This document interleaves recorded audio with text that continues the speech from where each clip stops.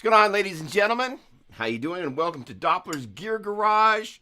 Happy Saturday to all, wherever it is that you may be, whatever it is that you may be drinking. We're going to start things off by doing one of my favorite little things. Raise them up. Do me a favor. Let me know where it is that you're coming from and what it is that you're drinking. I am having a little Pete's coffee with a couple double shots here of espresso. Great to see you. So we have got a very interesting show for you today. Bren, good morning, or good morning over there. How you doing? What's shaking, my man? Chris Alexander, good morning to you. So we're going to jump right in.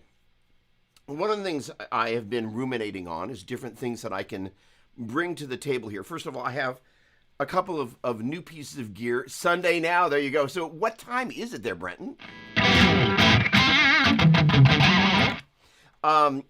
Couple of new pieces of gear that you're seeing floating around here. My usual tray here. I don't think you guys have seen my nano pedal board, but there's a new Mesa Boogie Subway preamp DI that I'm working on a demo for this week. Very cool piece of gear. Hang on a second. Brian, hello. Great to see you. Hello. Griffin, good morning. Paul, good morning. All right. So there you go. Imagine that Southern style sweet tea. Okie dokie. All right. Midnight. Holy cow. Awesome. Well, thank you for tuning in. All right. I want your input. Got a bunch of things that I'm excited about sharing on this network and some future shows. And as I was going through this, I'm like, why don't I get some input? First of all, I know that there are a number of you that are recording. I would love some specific topics about, like, I don't know, getting a great bass tone, reamping, how to, get a great cab unit emulation going, how to go about working on things as it relates to your technique. Like Chris Alexander, bless his dear soul, one of the things that he had mentioned in his various kind of Doppler, hey, can we cover this? These little private messages that he kindly sends me was on some sweeping stuff. And, awesome. This is going to be a really cool piece of gear. It's like $199, crazy affordable, a ton of great features, and it flipping sounds and works great. Another one of my topics is the idea of, for those of us that play bass but are guitar players, maybe some tips on that whole process. Have my handy 5-string here, and over there you can see my trusty 4-string. Markedly different instruments. They have each their own approaches, and I play those instruments quite differently, in case you don't know, without going into bragging rights, because that's not really what I do. But in addition to doing some of the guitar session stuff on Guitar Hero, I also played bass. And so having spent a bunch of time, if you will, as a bass session guy, part of my perspective is kind of how do I take this and get it into quote-unquote there, right? So in the process of that, I learned a thing or two, and as I continue to develop that skill by studying with guys like Christian Kola, and he has his great online academy that I've been immersing my brain into, all sorts of things around, kind of my depth of field continues to grow around different elements of production. Having a great DI that's got some preamp in it, you have the ability to reamp. There are a number of things around bass, and I like to talk about bass as kind of being, if you had a road off of which all the other stuff kind of travels, the drums kind of lays, usually when they go to put a roadway in, they'll start off with, they'll level, and then they'll put some gravel, I think, underneath the asphalt. The bass is the asphalt because it connects the rhythmic thing. So if the drummer's going kick, snare, kick, snare, the bass part should be going generally, but not always, locking in with what the kick drum is doing. So you now have this rhythmic connection, but the other things the bass player is doing, as you guys have heard me talking about the horse and the rider, as the horse is riding around from bass note to bass note, most of the time the bass player is playing the foundational note of whatever chord the guitar player is playing. So this road-like analogy is really kind of connecting what's underneath the bass, that is to say the drums, with that which sits on top of, which is the guitars, the keyboards, the vocals, so on and so forth. There we go. Still working on getting my levels right on Axe.io through studio monitors. Not sure whether to adjust on the I.O. directly or level control on the Mac. recording wet, dry, wet straight into the DAW through mics on cabs and having and recording my own IRs. Great feedback. Okay. TJ, dude, what's going on, my man? I remember you now. How you doing? Welcome aboard, my man. Great to see you. TJ is a local rectifier fanatic. So, TJ, correct me if I'm wrong. You're also, judging by a posting I recently saw on Craigslist, you're also a bit of a Marshall fanatic. And I heard, talking to our mutual buddy, Stephen Rainman Rinaldi, that you may or may not also be a fan of one Todd Langer and his various creations. Let me know. Welcome aboard, my friend. And by the way, if there's anything that you're like, hey, because judging by the crazy gear that you've got, you are well-versed in all that. But if you've got any questions about anything, I invite you to share them and bring them on. Sonny, good morning to you. Hello, hello. All right. So let's talk a little bit about this kind of this leveling thing as a general rule, kind of getting into our whatever interface that we've got. Generally speaking, one of the things that you can do to test your levels is this little bit of magic right here, which is a little bit of palm muting, because you get this bass buildup that happens. And if there's anything that's going to peak your meters, that's probably going to be it. So I'm actually running out of this Rev G rectifier here. And I had a whole series of things that happened that I thought I had worked out with my delay path getting in Universal Audio Consoles. I was going to be able to pipe it in, and I discovered that it didn't work after a bunch of times. So I'm still back at the drawing board about that. However, one of the things that's happening here is I'm coming out of here, as I've mentioned before, and I'm using Cab Clone IR as a volume reduction. So it's an attenuator, and I've got an ISO cab over there. So the amp is actually seeing an actual speaker load. So, however, this Cab Clone IR Plus, this little guy here, as you take a look at this, now you're not going to be able to see it. There is a little LED, hold on a second, why? There you go, you can see it glow right there. So that guy right there, that is, thank you, the exact color that I was looking for with a little bit of palm muting. Tickling the yellow, a good thing. Tickling the red, a bad thing. So I'm constantly monitoring that level, and in turn, this is the output that I use to drive the input into my DAW. So to answer your question, Griffin, one of the things that you want to be doing is, first of all, as you're basically gain staging your entire sequential signal chain, is making sure that there's no place that you're peaking.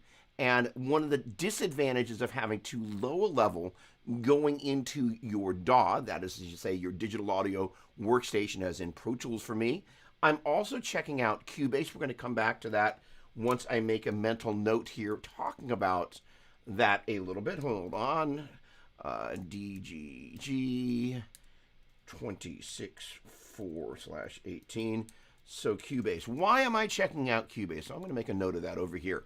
So the deal is, Griffin and everybody else, the challenge of like, hey, doesn't seem like a great idea to kind of keep the levels nice and in the green, and that way I don't have any chance of digital overage. And just as a quick aside, one of the things that can happen from time to time is you're safely, gently tickling the yellow without breaking through into the red. Again, on something like a palm mute like that, where you're purposely kind of getting the low end to stack up there. The deal is, there are times that I've had digital overages that it said that I was safely in the zone. So if it sounds like it's clipping, it's clipping. So trust your ears. So the reason you don't want a super, kind of, oh, it's nice and safe way down in the green, is basically you're affecting your signal to noise ratio. That is to say, right now, there's noise when I bring my volume control up. And fortunately, this particular setup is not particularly noisy, but there's still an inherent amount of noise that, again, as I'm playing. So that's happening in the background. This is a kind of a hum canceling P90, but when you bring your volume up, you're still going to get some guitar related noise when you're playing with drive. So the thing about all of this is that you want to get your level as hot as possible without distorting. So gently tickling the yellow. Not staying in the yellow, but gently tickling it, again, doing something like a palm mute. So you're kind of purposely doing the sort of thing that would push you over into overages. Then in turn, as you kind of walk through your signal chain, generally speaking, ideally inside your DAW, Griffin, you want to be keeping things right about 0 dB. Now, as a general rule, I have a tendency to bring stuff up and down because as you're mixing, you're finessing the faders, right? However, the idea is if your levels are really good, kind of on input, imagine everybody's in the room as a band. Everybody's playing. Ideally, things are already at a relatively good level if everything's kind of just at the green as you're monitoring inside your DAW. Now, where you don't want to start to get into yellows is inside your individual channels. So as I'm kind of working inside Pro Tools, let's see.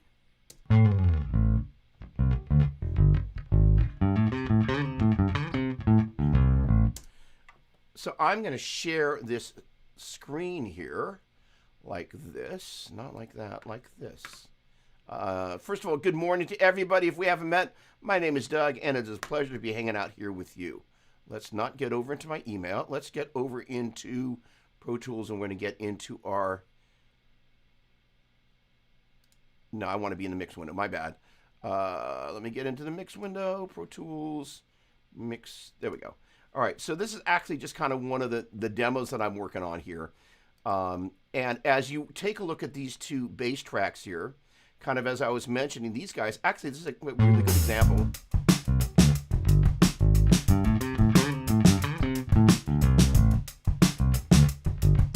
So as you look at this is my little drum loop right here. And this is my bass right here. And those guys are hanging out nicely in the framework of the green, and God willing, it's doing more than just playing back through. Hang on, let me just double check one thing.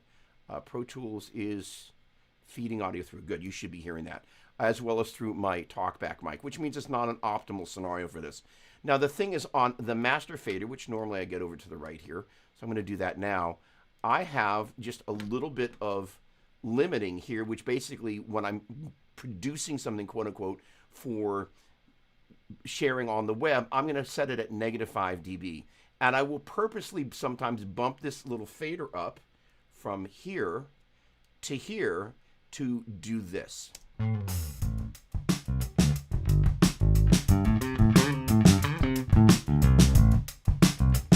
And again, I'm back to this tickling the yellow. So if you take a look over here at this fader right here,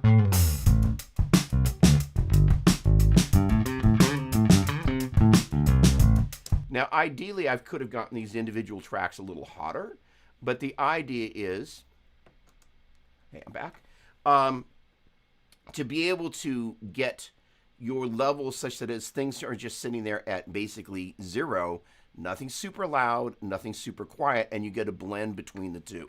So that means that as you're kind of, if you will, things are almost already pre-mixed. Again, heading back over to that window real quick. If you take a look, with the exception of the master fader, there is my drum track, and there's my bass track. And besides managing what I'm doing over there at the master fader, they're sitting side by side at the same volume. That idea of getting things such that they are sitting almost pre-mixed is one of the things you want to shoot for. So again, making sure that on your way in, if you're going to do some palm muting with some heavy playing, start there. Make sure that's not peaking above, gently tickling the yellows, and then off you are to the races. All right, Brenton. So unfortunately, there's a very unique thing with Mac that I have not completely figured out yet, so I can't give you the demo in this moment, per being able to record a wet, dry, wet. Now, hang on a second. Let me just double check. Recording wet, dry, wet, straight into DAW through mics on cabs. I'm recording my own IRs. All right, so per recording wet, dry, wet, I would say this. Oh boy, we're going to get into a slightly longer conversation that's super important. I'll be back in half a second because I'm grabbing something. All right. So, in the audio world, in theory, If I tested every single one of these SM57s, they would be identical, but they're not. And so Here's Churchill Downs, featuring Drake by Jack Harlow. Siri, stop.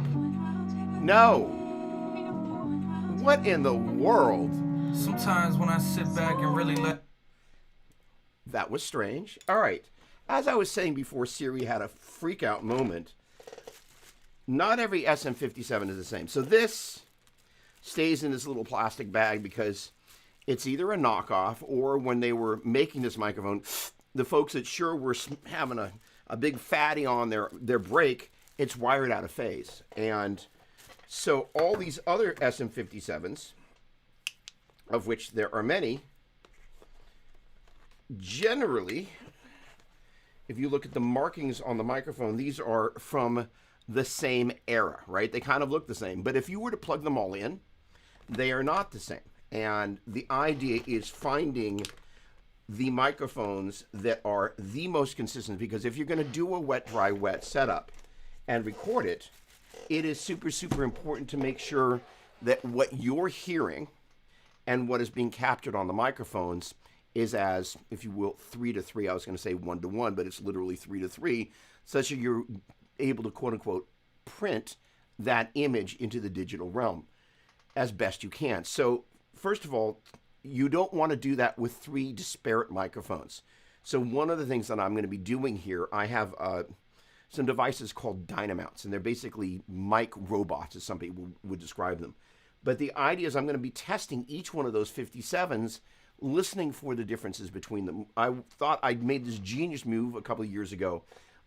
There is a predecessor of that microphone that I think it's a 56 is the model number, but basically they're kind of the predecessor to the SM57. They have a little on-off switch, and generally they have a little bit warmer, more musical sound to them. And I thought it was such a smart move. I bought 2 of them. Oh, this is great. And I plugged the 2 of them in, and they sounded so different. I was like, this was probably one of the stupidest buys I've ever made.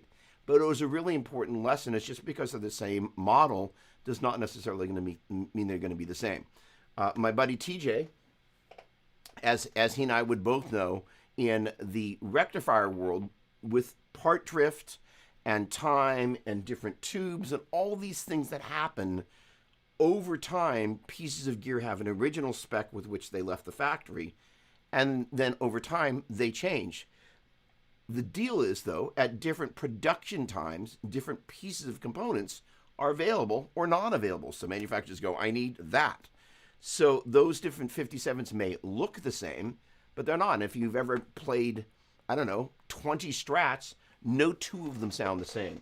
So with that said, I'm looking forward to doing that test, because one of the things I'm going to be doing, Brenton, is kind of synonymous with what you're talking about, which is capturing 3 different streams of audio from the same source. But what I'm going to be doing is using a trio of microphones. This is the new 421 Compact. It's supposed to be a little less nasal than, hang on, let's go all the way there. Since we're down the microphone trail, hang on. Come here, 421. So this is a Sennheiser 421. And this microphone here, and I apologize if anybody's got some genius comments down below and I've missed them. I look forward to catching up in but a moment.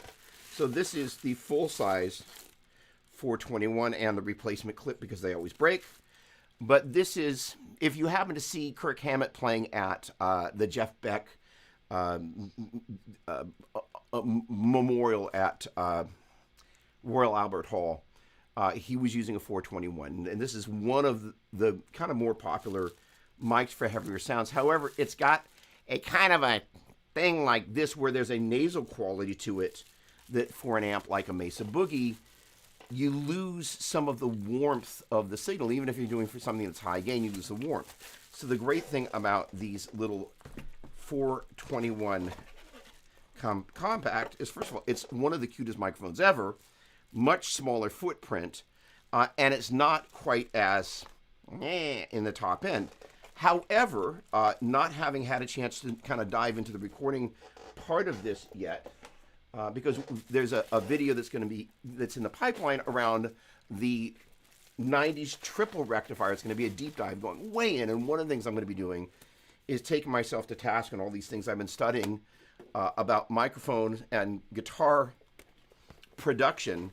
It's really easy to use an IR, but it's much harder to get a great microphone sound. So this is the VR1, right? Yeah. This, and then I have a shield that I bought that these guys make that sits behind it, because the thing about a ribbon microphone, it has a figure 8 pattern. So as much as it's picking up sound from the front, it's also picking up sound from the back. And generally speaking, when you're close miking guitar amps, you only want the sound coming from the amp.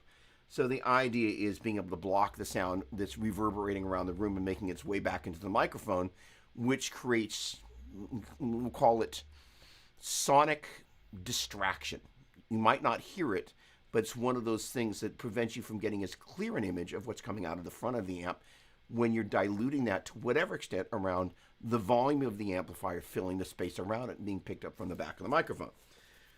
So the point being is these 3 microphones are kind of the choice that I've made about trying to, in the midst of doing that triple rectifier deep dive and going like, I've kind of got every cabinet that is currently in the rectifier line here and going, okay, gonna mic up each one of these cabinets, and they're in the recording world just for pisses and giggles. There's the ideal of that's my sound, I want it to sound exactly like that in the box, and the ideal of like, well, this is a great sound in the box. Those two, trying to get them to be the same thing is actually extremely difficult. And it's one of the things I've been chasing for many, many years over the course of making a ton of gear demos and trying to go, you dial in the sound, you got to make that sound like that coming back. And it's really, really hard. So Brenton, per your point, with 3 sound sources, it becomes really, really, really difficult. So that said, one of the rigs, I vacillate between different types of plans of things of what I'm going to do in terms of YouTube channel. I'm in the midst of this thing I've actually called the Rectifier Project, and I'm going through these different rectifiers and documenting them from the inside out, demoing them, so on and so forth. Those are going to be their own series because I'm passionate about doing it. They just need to be their own thing. However, there's something that I gently started, and I'm probably going to come back to, called Amps, Racks, and Rigs, because it allows me, although not with the crazy deep dive that I was going to do it, but to actually touch on putting different rigs together, like a wet, dry, wet rig. And per that, there's an orange setup here that I was going to create. Brent, I think I told you about it. It's a wet, wet, dry, wet, wet. And that is going to be stereo delays, hard left and hard right, stereo reverbs, hard left and hard right, but with the delays in just a little bit from the reverbs. No, I take that back. I think I was going to bring the delays in just a little bit so you get the reverb space, and the delays were in just a little bit, and then the dry signal in the center. However, I was going to do all the processing of the effects using IRs, using the Axe Effects, because the Axe Effects is really good, and it was going to be done with 3 amps. So it's an orange. I'm going to be using an 8030 as my main amplifier, and then what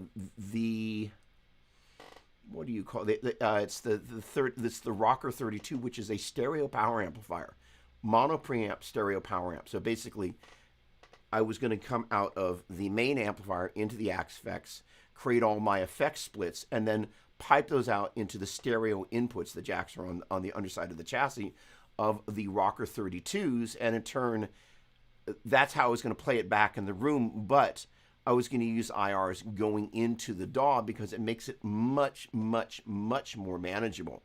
So if you, first of all, I commend the idea of wanting to use mics. So if I were going to use mics, I'd make sure that for that type of a situation, I would have 5 of the same microphones, so 5 SM57s. The challenge with an SM57 is it's never going to sound like what's coming out of the amplifier because they don't necessarily have a huge amount of body. However, that's different from, the idea is like, I want to sound exactly like what it sounds like in the room inside the box versus like, I just want a great mic sound in the box. And generally speaking, with a speaker, and I've demonstrated this before, but I will gleefully go down that road now. Come here, little speaker. Come here. Come here. There we go. So although this is a full range live response celestion speaker that you would use for some sort of modeler to make it loud, this will do. So generally speaking, a great starting place to mic is right at the edge of this is called the dust cap. This is called the cone. And generally speaking, starting right at the edge there is the best way to do it. Generally with the 57, getting it as close to the grill as you can, that is to say, the grill covering the front of the speaker, or somewhere between 1 inch backing it off. The closer you get what's called a proximity effect, which makes up for the fact that the SM57 is a microphone that does not have a lot of body to it in the bottom end. It's not big and fat. However, by bringing it closer to the sound source, you get this disproportionate bass buildup, which begins to add a false amount of body per what the microphone is actually hearing. It's not like as you move closer to your sound source, you're hearing more bass. What's happening is the way these sound waves are impacting the microphone are making it get what's called the proximity effect, which is this bass buildup, which is one of the ways you can make your 57 sound bigger. All right. Going all the way down the rabbit trail here. Now, with a wet, dry, wet setup, it's not necessarily quite as sensitive as when you're doing multi-miking with one sound source, like each of these cabinets. Is like basically the goal with that particular demo is going to be this triple rectifier madness is actually taking probably what's going to be a reamp track, so it's just playing back out of the DAW, going into the amp head, and then in turn miking up each one of the cabinets, and then going between those different sound sources and demonstrating the difference between the cabinets. When you're miking up with 3 different mics, let's just say you can see that this finger is a little bit shorter than the others. If one mic is closer to the sound source than the other, they're going to be time misaligned, and it's going to cause this very unpleasant phasing thing. So one of the things that you want to be conscious of, Brenton, as you're working with multiple microphones on those 3 different sound sources, is even though you've just got pure delay, so in a logical sense, because the direct signal is in the center only on one microphone, and you're running delay left and delay right on the other 2, or delay left blended with reverb and delay right blended with reverb, they're delayed from the direct signal. So time alignment is not necessarily quite so sensitive until you start potentially going, well, what am I going to do if I want a stereo chorus? This is kind of one of the dilemmas of wet, dry, wet. It's like, well, where do you add your stereo chorus image and how? And that's where it gets messy. So I'm going to leave that one alone for today. But the idea is it's still generally a good idea to get those all time aligned. And this is where there's a thing, Christian Kolla in Cubase, he has, there's a,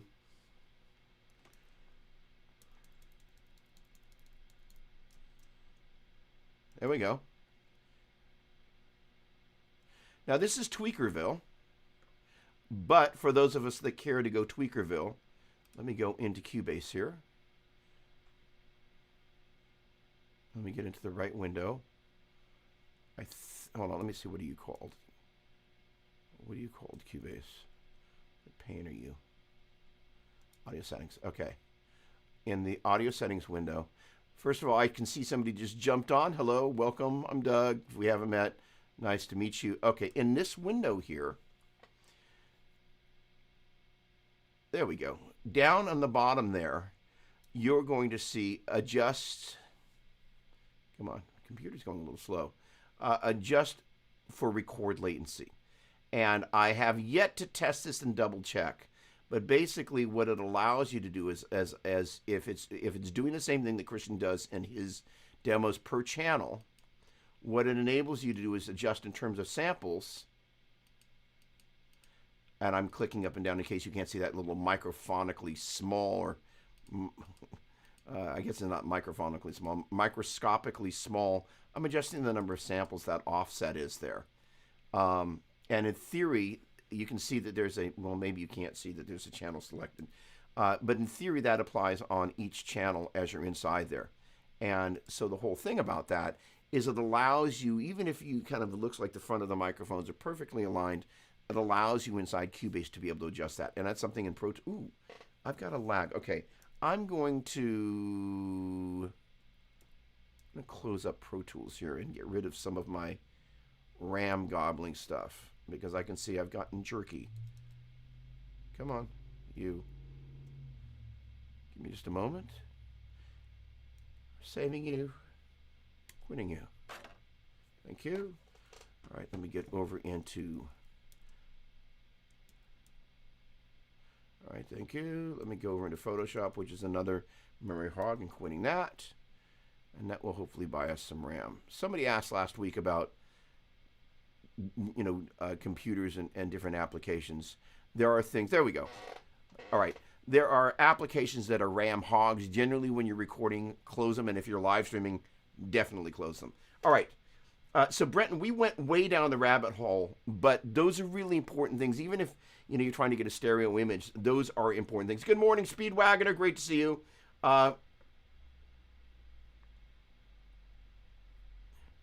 Okay, so... Oh, wait. Okay. TJ, okay, absolutely. I will, my friend. I use and love all the boosted rectos and stock Langer gear till the end. That's a phone call. I can't wait. That's a rabbit trail that is great. Todd was a friend and a lovely guy. I'm going to guess, given the fact that you and I have been traipsing around the Bay Area long enough that you knew Todd as well, that's a conversation. Look forward to getting on the phone, my friend.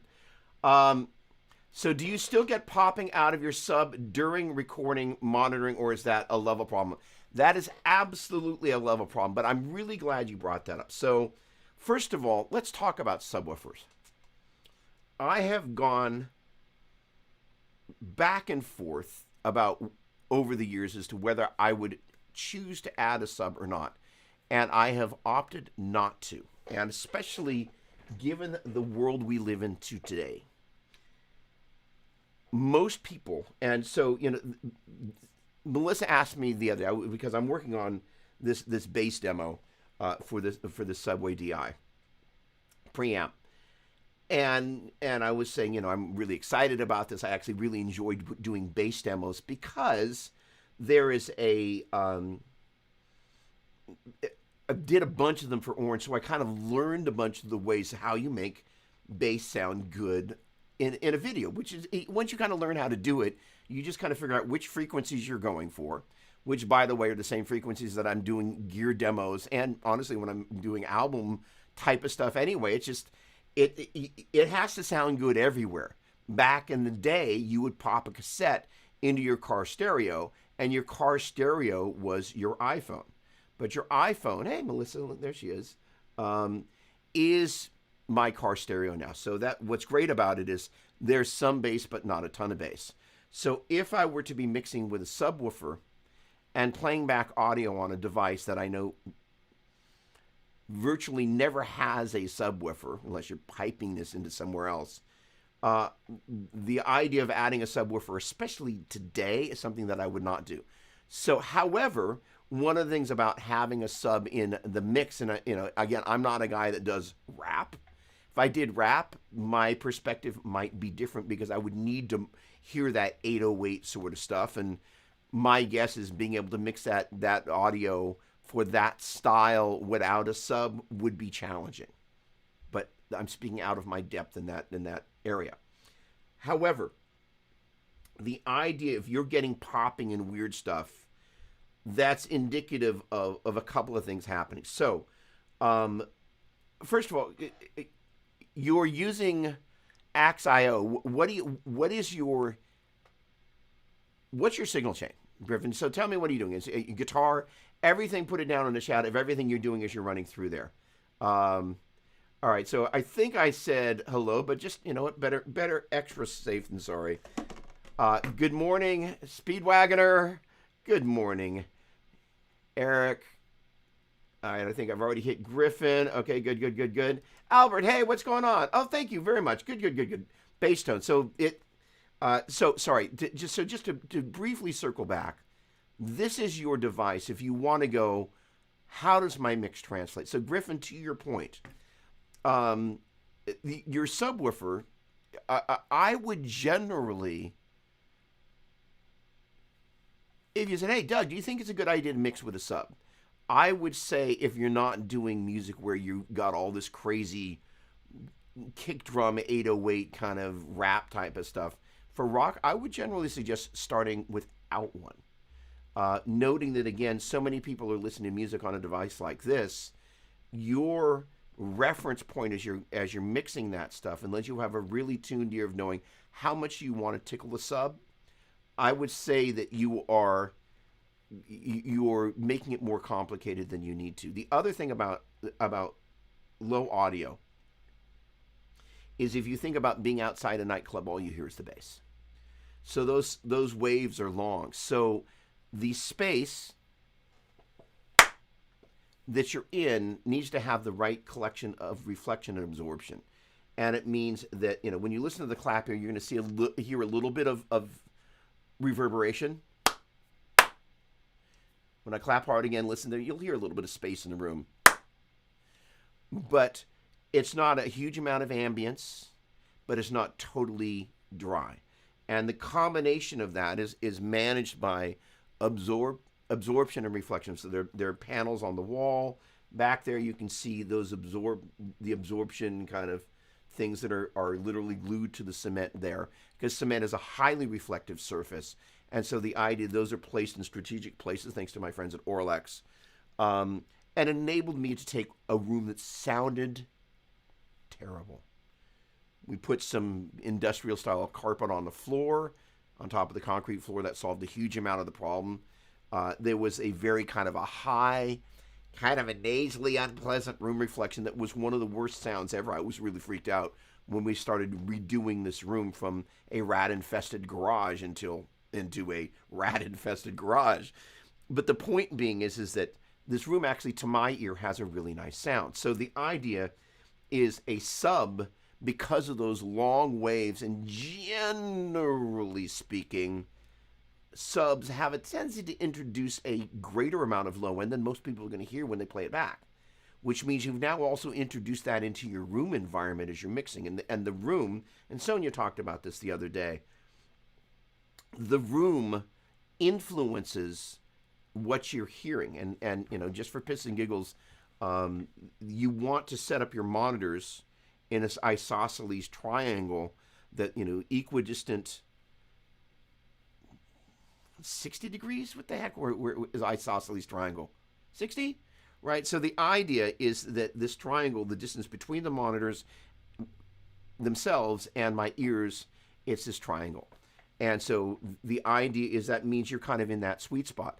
So a subwoofer, because if you think about the nightclub bass, sound doesn't come from a direction with a subwoofer. And if I remember years ago I had a kind of a fancy pants home system, and it came with a sub. They said, put the sub in the corner. And so what a sub does when it's in the corner is just totally amplifies bass everywhere. It basically creates a bass wash. So one of the things about mixing with a sub, for my take for the music that I do, I know that I would be introducing some things into my room environment where there's now going to be stuff floating around. Yes, you should put the sub in the center underneath there, in between those guys. But it's now generally probably going to be underneath your desk. So now you're hearing the sub reflecting in the room versus this relationship here. I trust my monitors to understand how much low end I have. Is it too much? Is it too little? And I think for many people, mixing with a sub, unless you are an experienced engineer, it's introducing another thing that will make life infinitely harder. That said, being able to flip it on and just kind of listen to stuff with it, as your point, like, hey, I keep getting this stuff. So, Griffin, I would like you to send me, because in theory, the thing that you're describing, you're going to be able to send it to me. Now, I'm going to make a guess and say that one of the places you're getting this noise is when you're palm muting, and this goes for everybody. So I am attempting and I'm a little annoyed with the USPS. I'm attempting to solve one of the problems that the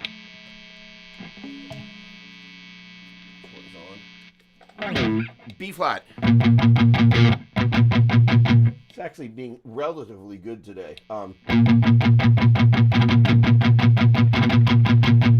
But the orange channel, which is, that's because I'm not in the orange channel, you moron. All right, when I do that over here, okay. Let's see. All right, let's do this. Hang on a second.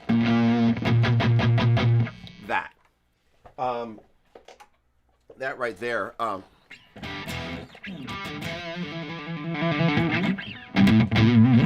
It's got this thing that's kind of in the earlier rectifiers. So when you go to the orange channel and you go for a palm muted, B flat is the note that it really just kind of, for whatever reason, and they fixed that in the 90s dual and triple recs that they came out with. It's just kind of one of the things that's in these amplifiers. It's actually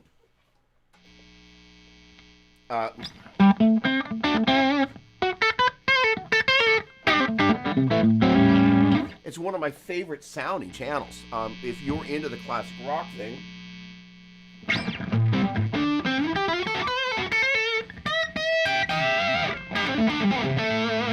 one of my favorite sounding channels. It's got a sweetness to it that I really, really, really like. But that little thing at B flat there, switching back to the red channel,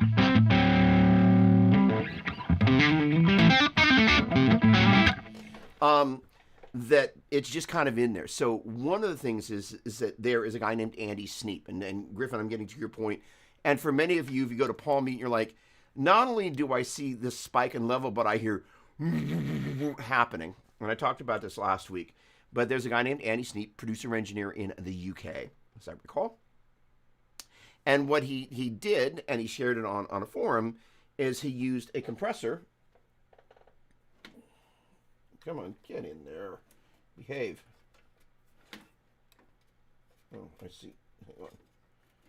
There we go. Used a compressor, and then in the sidechain of the compressor, he used an EQ. And basically, what you're doing is when the compressor hears that particular frequency you selected, it actually compresses that. So if you got, if you find that frequency, you do a sweep with the EQ and you pull that down. You can also do that.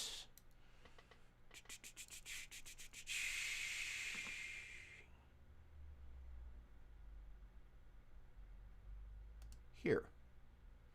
And this is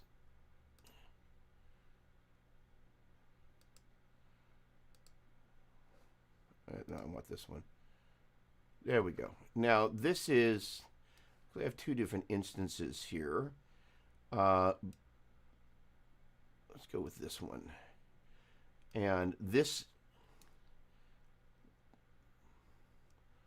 going to be here. We're going over to console.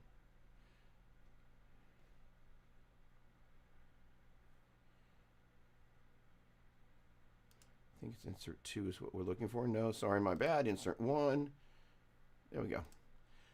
So right there, you see a couple of things happening.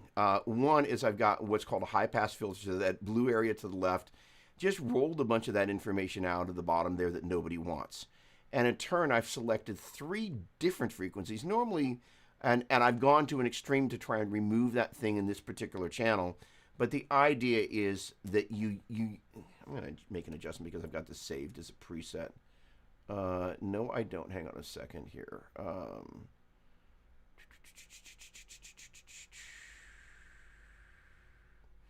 It's fine. So basically what you can do is you can adjust each one of these frequencies here. And normally I wouldn't have to do this, but I might remove a little bit of this information that's here as just generally trimming that down. This little bit that's happening here and then also doing the same thing here at the top enables you, as Christian Kohler would say, to get rid of what basically, at a certain point on the top here, all you get is fizz. And this here, all you get is rumble. So get that garbage out of the way. And then in this really extreme case, what I'm doing is I'm actually just removing frequency. And there is an overlap here. But I'm also, as you were to turn each one of these on or off, you can actually hear what's happening with these different EQ points. And that's an extreme case where sometimes you need to do something extreme to solve a problem. And again, I love these older rectifiers, but on the orange channel, there's this. Oh, oh, interesting. Hang on a second. So it's now being pissy again. Cancel. All right. So let me close another application that is being rambunctious. That's better, but I still can get a little bit better than that. You quit.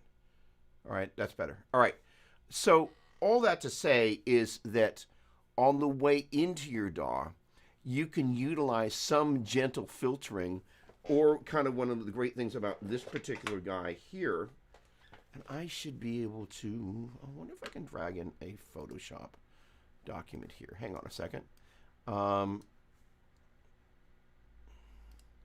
Let's see. And the answer is no. There is a high pass filter that's there, and basically what it does, well, let me demonstrate what it does. P-Bass. And this is to the point. Instrument cable. There. Amp standby. There. This will be helpful to some folks because the idea, oh, I'm jittery again. Hang on. I hate being jittery. Let's close you. Oh, okay.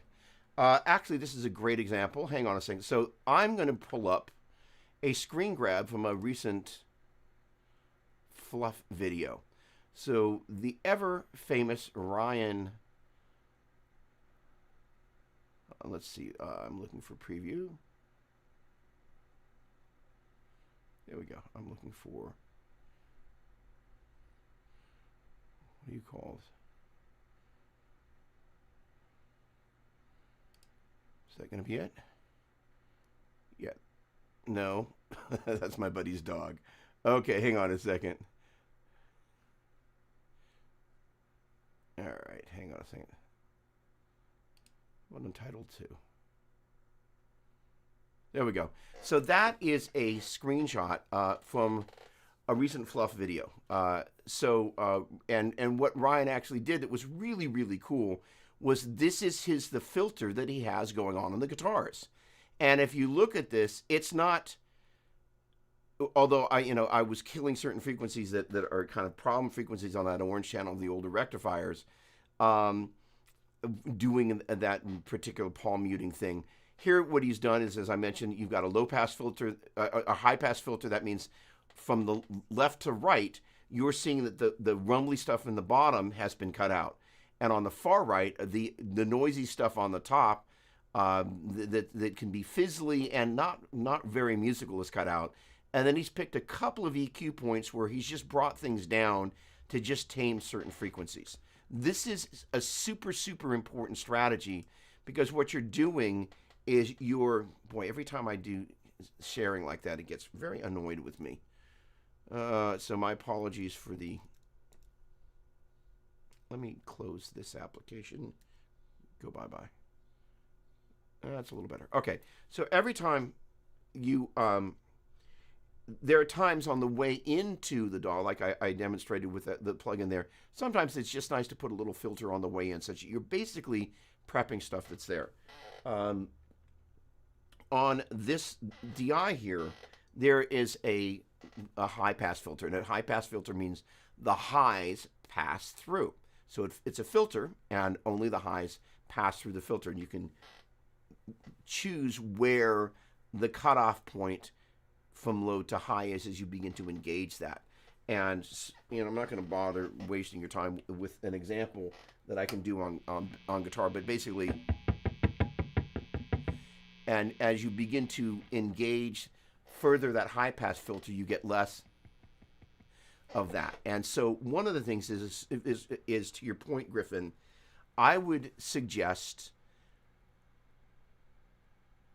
finding a section of audio where you're getting the most pops, looping that section of audio, opening up an EQ, and then creating a frequency, a narrow band with so to say a narrow Q with a high level, and then sweeping that to find exactly where that frequency is. Chances are, and do me a favor, answer this down below. And if you're finding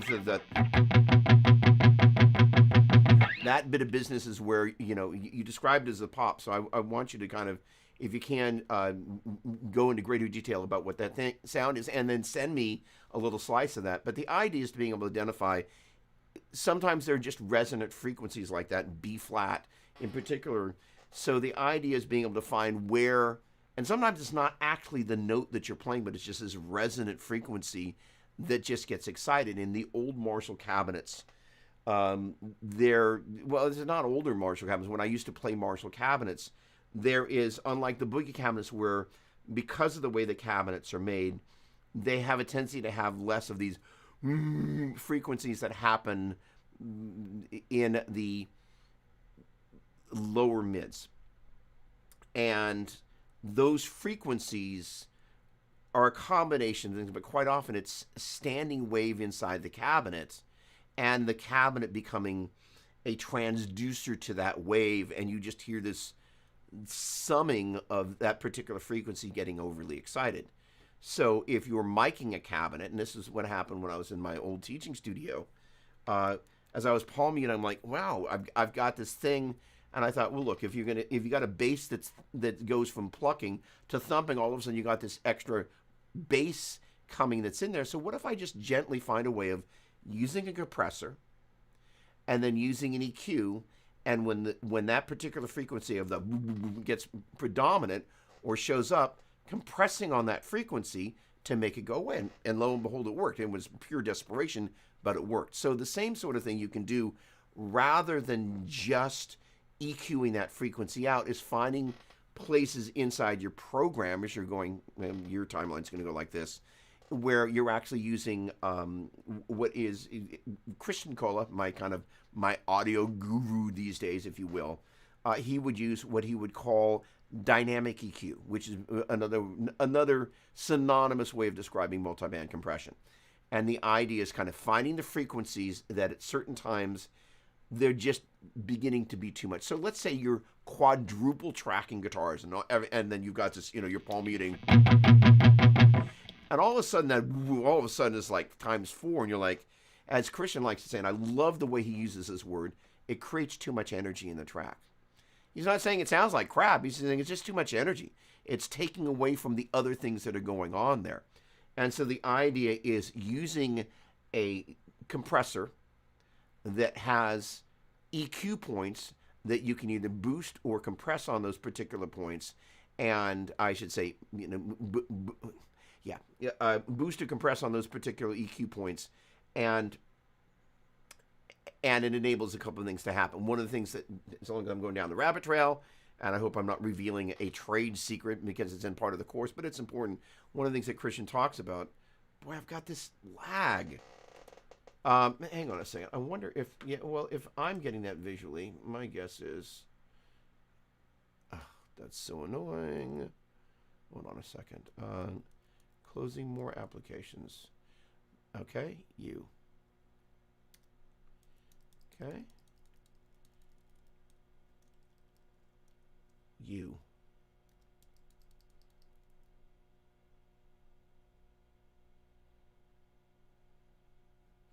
Yes, hang on. Sorry about that, folks. Okay. Better. Okay. My apologies. So the idea is, one of the things that Christian talked about is not just kind of clamping down on this, but when there's a section where there's palm muting, adding a little bit of the attack, because so much of the time when we add a palm mute, it would be nice to add just a little tiny bit more pick attack, especially if you're palm muting 16ths, right? So the idea is that in the midst of you know the that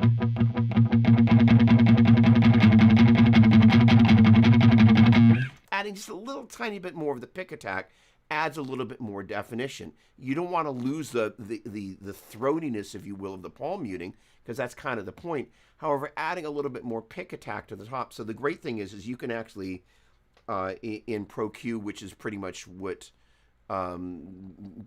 it's a great EQ application. And then I'm going to forget the Fab Filter plugin that is. Oh well, and their dynamic EQ, and I think Pro Q is just an EQ program. I'm trialing a bunch of their software, and I'm about to spend an obscene amount of money. But you're able to dissociate the trigger frequency with the affected frequency. So it means that when you're palm muting, this thing triggers, you can actually make another frequency boost a little bit, which is flipping awesome. So it means you can get a little bit more attack. And it's taking kind of the Andy Sneap concept and adding another little thing to it. So that is to say, I realize we went way down the rabbit trail, but the idea is that how do we shape sound on the way in that's not an issue? Now, there's another piece of this that is also another part of the problem, which is how we're actually monitoring. And this is one of the challenges with one of my favorite new pieces of software. I should probably get down in the comments here and check in real quick. So let me just do that. Let me make a quick note of what I got to. And I'm going to talk about Cubase, and I'm going to talk about the Get Good plugs. All right, and latency. Notes are good. All right, first of all, okay.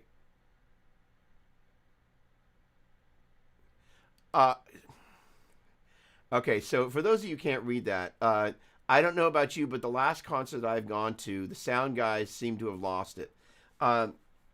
There is a nuance thing. I'm going to kind of go through here and catch up real quick, because there's going to be some great input here. And by the way, I'm asking people, what sort of things would you like me to go over in here?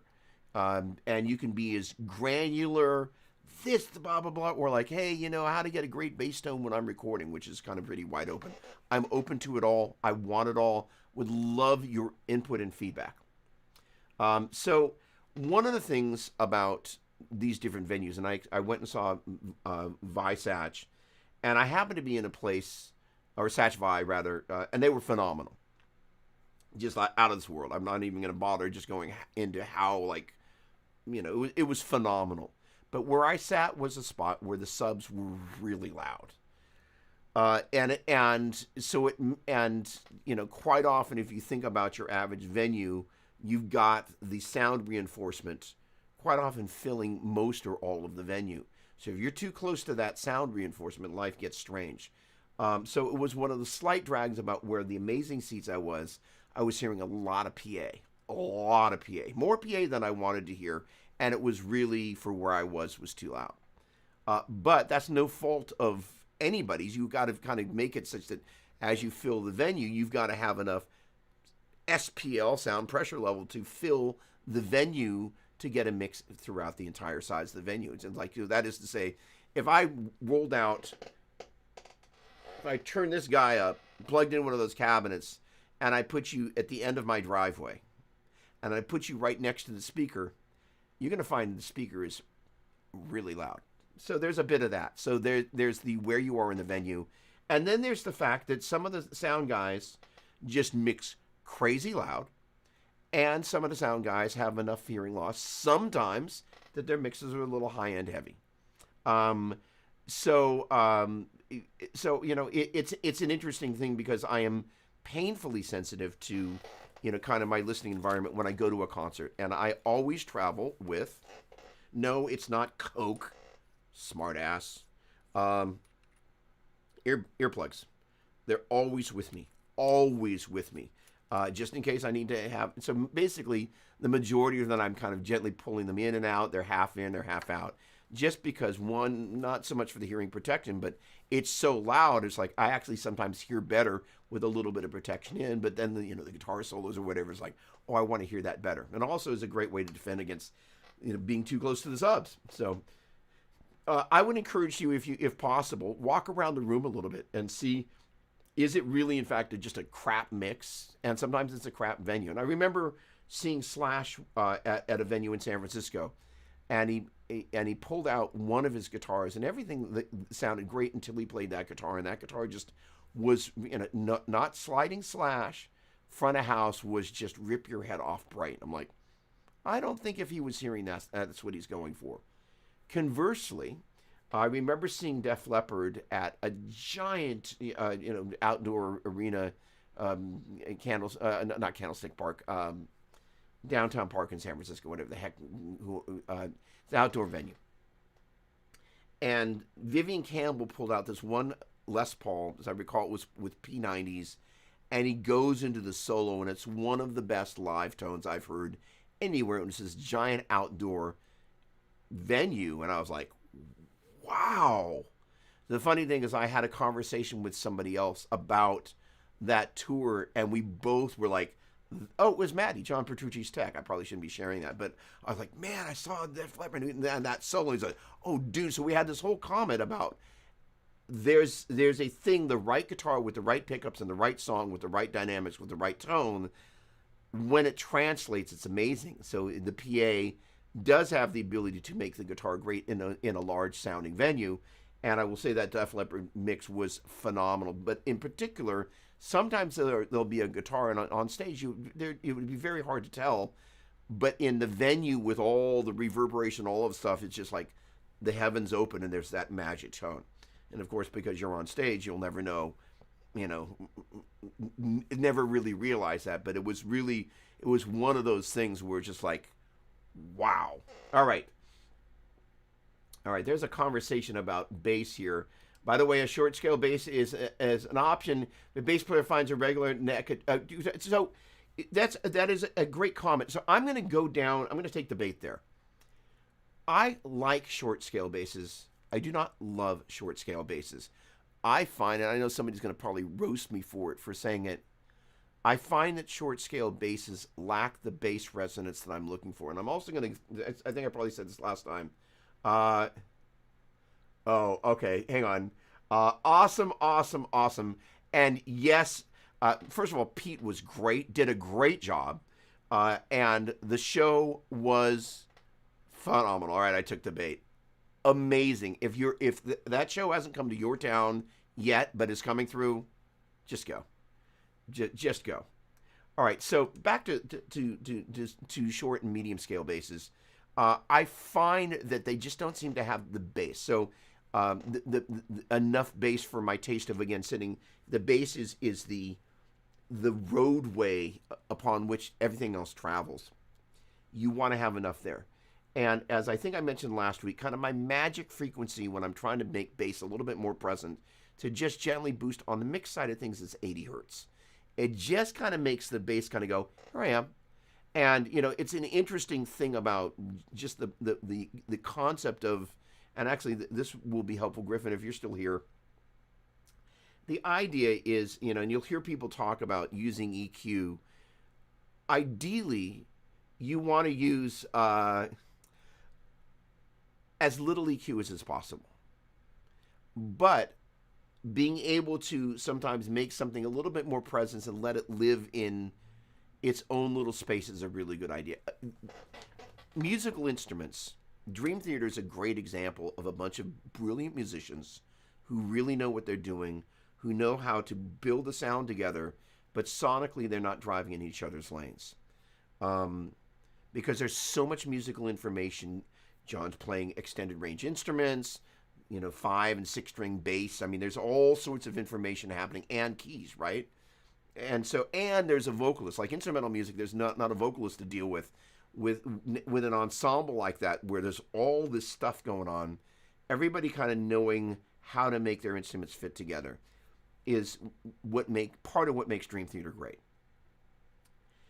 Conversely, you and I are sitting in a studio layering instruments, kind of going, well, I've got this sound and I've got that sound. That's different than being able to sit in a band and rehearse, kind of like, oh, you know what? Oh, I need to fine tune my tone a little bit. The little bass track I played I quit Pro Tools, but I've got it as a mix. So it's probably just going to come up through my speakers. But this little baby, there we go. This little baby track.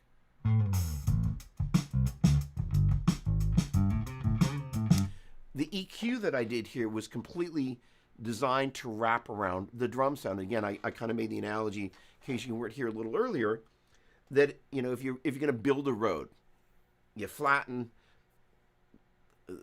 an area, you throw down some gravel, and then you throw down the asphalt. And the asphalt, that road is basically the base. But that stuff, the BASE below the base, is the drum. So getting those to sit really well together. The thing about the bass is it's got the rhythmic side of things, but it's also got the harmonic things. And as I mentioned before, I have the silly analogy that there's a horse and a rider that sits on a saddle. And generally speaking, the left hand of the piano is the horse going boom, boom, boom, boom. As it's moving around with the bass, most of the time the chord, the root of the chord that the guitar player is playing, analogous to the right hand of the piano, is the bass note that the bass player is playing. And so the idea is as they're kind of moving around, the horse is moving and the saddle and the rider are moving together. Keyboardists have a tendency to use inversions, so they're not jumping around in the same way that we do as guitar players, for better, worse, or otherwise. But their left hand, although keyboardists do have a tendency to use more inversions, I've found, on the left hand than bass players do. When bass players and keyboardists are working together, they have a lot of information to work out because they own a lot of the same regions. Yesterday, I had this whole conversation. I had the privilege yesterday of meeting the guy, Andy Field, who designed this, and we had a phone call. And one of the things, because he spent a lot of time as a front of house sound engineer, we were talking, kind of just in the midst of the framing of mixing and, if you will, pre-mixing as you're getting stuff going in the box. As I was setting up that drum loop in my part, I'm EQing things around. All right, where am I sitting with the kick drum? Where am I sitting with the hi-hat? Where am I sitting with the snare drum? Such as I'm fine-tuning the sound of the bass. I'm doing that around the sound of the drum loop. So again, I'm kind of pre-mixing it rather than just going, well, I've got my bass tone and that's my sound. Well, it may be your sound, but if your sound doesn't blend well with the road that it's supposed to sit, or that bass that it's supposed to sit on, BASE, then you're actually creating a problem. And the neat thing is I was able to go in, high pass the bottom out, so I got rid of all the rumbly stuff. And just for piss and giggles, when you're playing bass, part of that whole thing is you're just really, really loose and you're just feeling the groove. But part of that is that the more rumbly stuff and extra string noise you get, the more you kind of begin to lock into position. So this whole kind of groovy, loosey-goosey thing, and squeaky chair, the more you're trying to prevent string noise and weird artifacts from happening, especially the sub stuff that just gets in the way. That, with guitars it's not so much of an issue, but on the bass it is. Be able to roll all that stuff out. And Andy said something that was really insightful. He said almost all the time that sub information is atonal, which means it actually doesn't even have a harmonic contribution to things musically.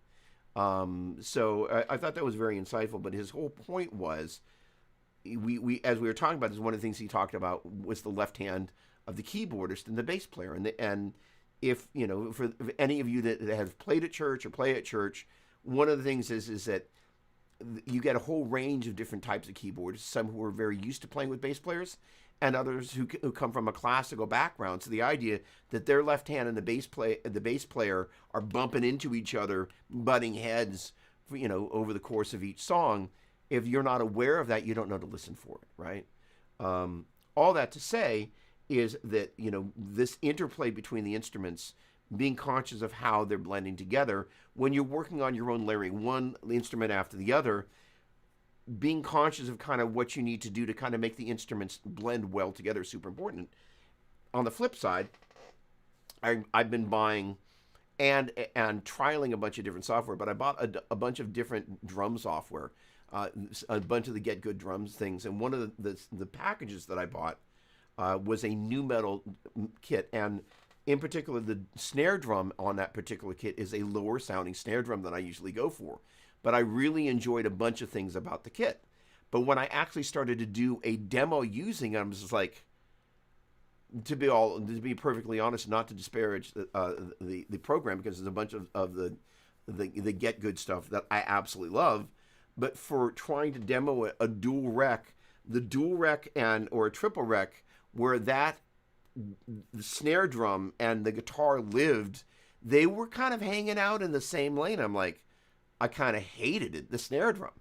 There's a little kind of a high tuned snare that's inside that drum kit that you can't, you would need to use it for breakdowns and different things. So you can't use it the whole time. But I also kind of realized that's one of the reasons, if you think about bands like Snot, any of you new metal fanatics out there, when I kind of did my last album, New Instrumental, I went out and I was on this mad new metal kick. So I kind of explored a bunch of the bands that were in the space. Snot being one of them in particular. That was one of the higher snare drums. Amongst other reasons, the snare was not competing with the guitar. So the dual recs have a space where the definition of the pick strokes and the snare's tuned too low, they start to fight each other. And so it was one of the things I discovered. And there's a Tune Track there is Easy Drummer, and then there's also Superior Drummer, and you can use either of them to bring up some of the same libraries. But in Superior Drummer, which is the one that I default to, there's one called Drum Kit from Hell, so it's samples, and as well you can buy MIDI packs. And in particular, that snare drum, I kind of went back to it after my new metal experience, and I went, oh, I love this, because the snare drum, as you're playing distorted heavy guitars, if it sits too low, it murkifies some of the guitar parts, where for me, I was looking for some clarity, and I was like, oh, okay. And so for me, the snare drum is one of the most important things in the mix. And the other part of this is also working with the kick drum. And for many of these software drum kits, and I'm pretty much right at the edge. And the video that I a little earlier, I shared this. First of all, hi, in case we have, my name is Doug, by the way. I shared this graphic. There we go. There. So that was in a video that Ryan Bruce, a.k.a. Fluff, shared this week. And he did a video on the 90s dual rack 2 weeks ago. Great video, by the way. And this video, he got a bunch of requests from people like, can you break down what you did for your drum sound? So he was going through a bunch of things, and that right there was a grab from that video. It's like, oh, I want Ryan's EQ settings. Let me grab that. So I happen to have that handy. But making things work together, but I'm 90% positive, and I got to that part of the video. I was like, screen grab, gotta have this. I didn't get a chance to watch the whole video, but my guess is he's taking his drum application, he's separating the drums out into separate channels, and then EQing them. So one of the things, just for piss and giggles, you want the body of the kick drum, which lives-ish in the 60 hertz range, give or take. But the other thing is that the first album I made, we got to a section where there was double bass, and I was in the studio, and I'm like, man, we're just not getting the attack. And you can have a great sounding kick drum, for kick. But double bass, when the guitar is going, it was kind of a 16 note, 8 note triplet. 1, 2, 3. It was a fast 8th note triplet. And so when the guitars are going, and you're getting the palm muty thing, I don't have a pick in my hand, but you get the point. The kick drum and the guitar were fighting, so I said, the engineer, do me a favor, pull up a second channel of the kick drum, because you got the kick drum close mic'd, and just boost it. And we worked between 2 and 4K, as I recall. So you just you just only have a boosted 2 or 4K, and that way you could just bring that fader up and down or mute it in automation. And that way, rather than EQing and changing the other kick drum, which is not what we wanted to do, we could take the attack of the beater and we could just add it to that at that section. That's all we wanted to do. And that was the problem was solved. So that is to say, especially if you're playing heavier music, you may find that the overall mix, if you have the ability to separate your kick drum out, you might want to create just a little bit of the sound of the beater, which lives roughly, I'll have to do a little bit of fine tuning and double checking, separating it out, but somewhere in the 2 to 4K range. And that just gives you the attack of the beater. I find that in Superior Drummer, My biggest complaint is I don't have an drum kit from hell, which is a great drum sound. I don't have enough kick drums, and so the other thing is that and this is where being able to separate that out and having a separate channel strip inside your DAW and being able to EQ that really helps. So being able to, I have this phrase of kind of bringing in the hips. That's where a little bit of compression can help, but also just EQing it, just kind of going little liposuction on that bass drum there. Get that stuff out of there, and in turn, then kind of being able to find the attack of the beater, because I'm looking for the body of the kick drum. You want to feel it in the mix below the bass, but you want to hear the attack of the beater, because that relationship of kick, snare, kick, snare, that is where a little earlier I talked about this concept of the road. The bass, to me, because it's playing both rhythm and harmonic parts, the left hand of the piano, if you will, the pavement of the road sits on top of where that bass is, BASE of the drums, and the bass player is responding to the kick, but that snare and the balance between the kick and the snare is the glue that pulls everything together rhythmically. And if you're missing that balance, it's a problem. The other thing that is a slight annoyance in a number of the modern mixes is that, especially if you listen to gear videos where there's an audio bed, the hi-hat has gone the way of the dodo. And the thing about the hi-hat, especially if you play funk, I've got a bass student that I met at the Corey Wong camp. Love working with him because we're going through so much. There's the bass player side of you're just playing along with the drummer, but there's also the part bass players are frequently kind of trying to decipher exactly what the hell are the guitar players doing, because they're, as much as, again, there's the foundation of the road in your track, and the bass BASS sits on top of that. The bass player, that left hand, and the lowest note of the chord or implied chord. If I'm playing funk, not a great funk tone, but I can do.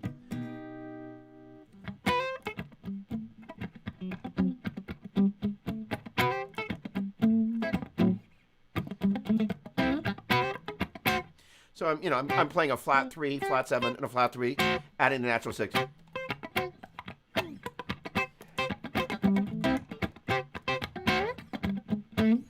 Flat 7, natural 7, 1.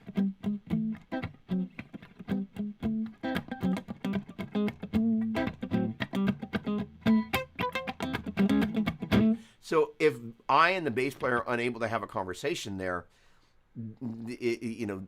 I may be playing to the bass player, but the bass player is also supposed to be responding to what I'm doing. It is really a dance. So that is to say, the bass player is dancing with the drummer, if you will, but the bass player is also dancing with the guitar player, because harmonically, they have to be making sense with what I'm doing, or I have to be making sense with what they're doing.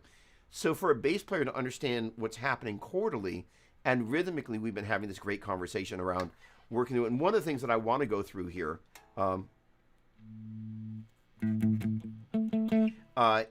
I'm curious to know about people's rhythmic stuff, is going through some of my favorite rhythmic exercises. Being able to go through, even just at the eighth note level, 1, 2, 3, 4, 1 and 2 and 3 and 4 and 1 and 2 and 3 and 4, 1 and 2 and 3 and 4 and 1 and 2 and 3 and 4 and 1 and 2 and 3 and 4 and 1 and 2, 3 and 4 and 1 and 2 and 3 and 4 and the idea is most guitar players are painfully unaware of kind of rhythmically where things exist in a measure. So doing a simple exercise like that, I call it kick the can. I was just as an 8th note level, 1 and 2 and 3 and 4 and 1 and 2. So you're playing each successive 8th note later in each successive measure. And it just gets you used to the idea of where things actually live. And it's a great way to learn funk, 1E and 2E and 3E. My favorite kind of like slightly syncopated, if you've only played rock your entire life, which until I started playing funk was pretty much me. How do you learn to find 1E and 1, 2, 3, 4, 1E and 2E and 3E? That little 3E, 1E and a 2E and a 3E and 4E and a 1E and a 2E and a 3E. If the bass player doesn't understand what I'm thinking, and I don't understand what the bass player is thinking, then we can't really have that musical dance as well as otherwise. So getting back to my point about hanging out with my buddy John D, is that I'm showing him to kind of go, hey, this is what the guitar player is actually playing when he's playing this chord. This is what's happening. As we're outlining what's happening, and this is the greater point, with the rhythm, generally speaking, a lot of drum parts are 8th notes or 16th notes on the hi-hat. And the amount of swing or the amount of lean, let's just say with that second 8th note, so that is, say we got 1 and 2 and 3 and 4 and versus 1, 3, 2, 3, 3, 3, 4, 3. So that second one is what we would describe as swung 8th notes. So what it's really doing is going 1, 2, 3, 2, 2, 3, 3, 2, 3, 4, 2, 3. And if we leave out the 2, we end up with 1, 3, 2, 3, 3, 3, 4, 3, which is basically. But the difference between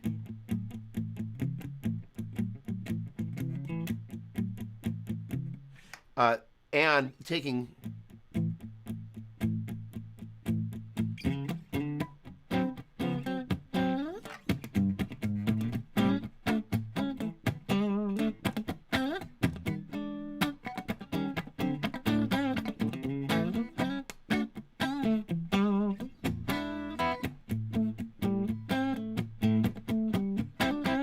a little bit of swing to that 8th note.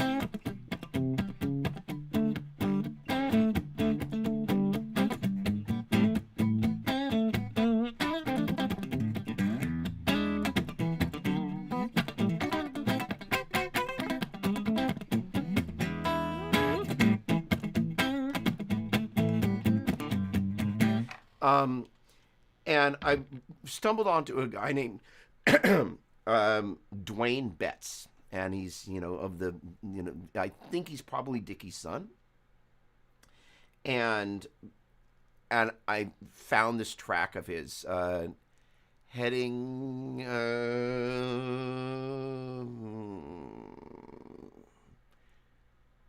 it's not down to Memphis, it's, any case, and I fell in love with the drum groove, and I'm listening to the hi-hat. I'm going, there's so much swing, even though it's 1 and 2 and 3 and 4 and because it wasn't 1, 3, 2, 3, 3, 3, 4, that third 8th note triplet.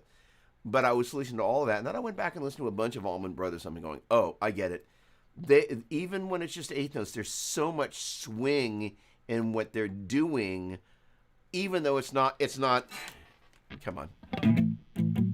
It's not that versus what I call the Batman blues, right? Where it's just really straight. That doesn't mean that you can't have.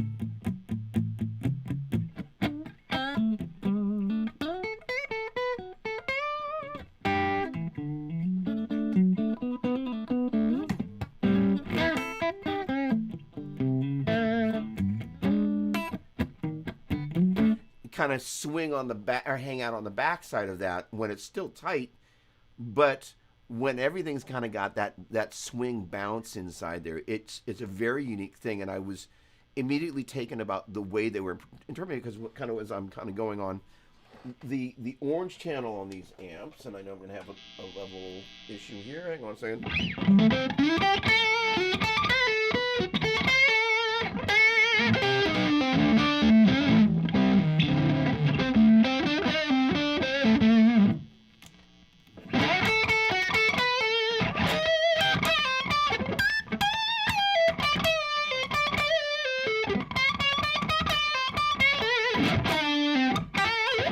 Got that really nice, sweet, warm 70s tone that I really, really love. And the great thing about plugging into an amp without any stuff, there's some stuff in the way, but it ain't on.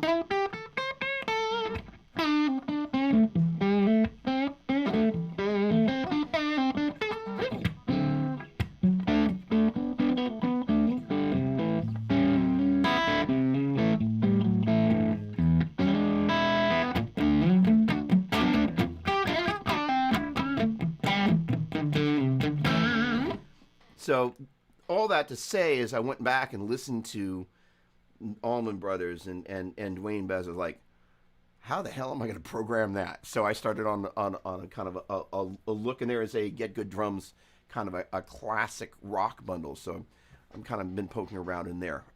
All that to say, flipping rhythm is awesome, and getting these drum programs because.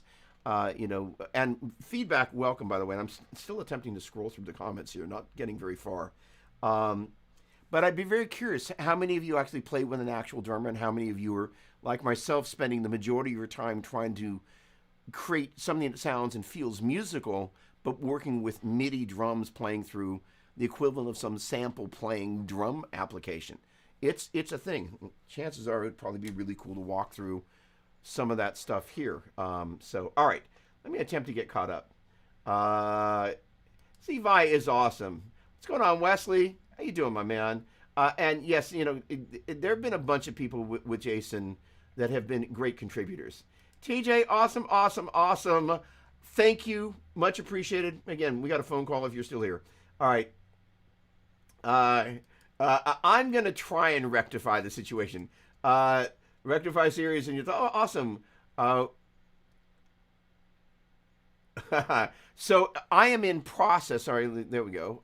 I'm in process on. Ironically, there was a, and you've got a Rev G. There was a Rev G triple that was here that had to get wished out the door because it got sold.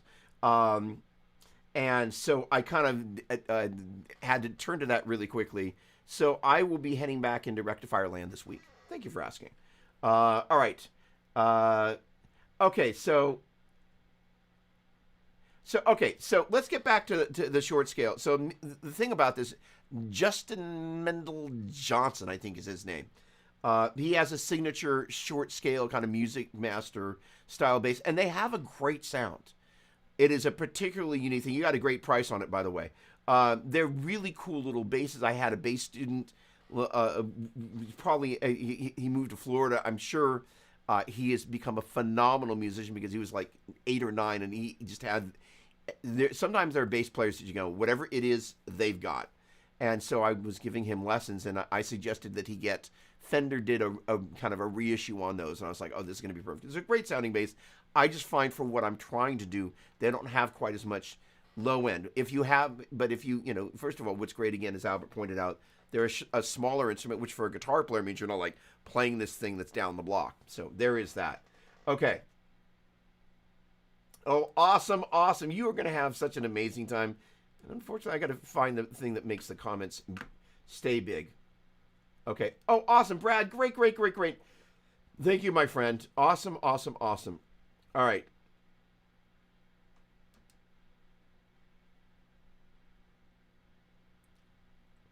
All right. And yeah, Jason. Yeah.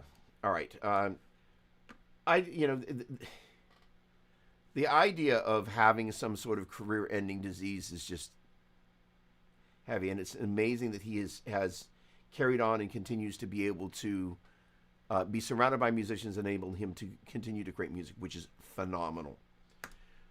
All right, Jim, thanks for all the help with my blues break. Okay, amp and attenuator dilemma last week. Still researching. Excellent. And by the way, Jim, I don't know if you're still here because I'm crawling through the comments here at record speed, like slow speed. Please feel free to hit me back as you have any questions about all of that. Oh, I'm curious, Jim, if you're still here, did you find out, did you take that back panel off, and are there 1 or 2 jacks on the bottom of the chassis? Chances are they're on the underside of the chassis, but maybe not, but on the back of the chassis there, or maybe they're on the back, but with a, with a, well, you're not going to, yeah, you can, with a right angle connection there. One of the things you just want to be extra, extra careful about, if it's on the bottom side of the chassis, is your speaker cable coming in contact with the tubes. It happens. You want to be extra careful about that. All I know is when Well, Albert, I was 12. All I know was Steve Harris played Offender. That's awesome. Sonia, what's going on? Good morning. Good morning. You brought your 901 sound with you. Awesome, awesome, awesome. Great to see you. Hello, hello, hello. Okay, great, great, great.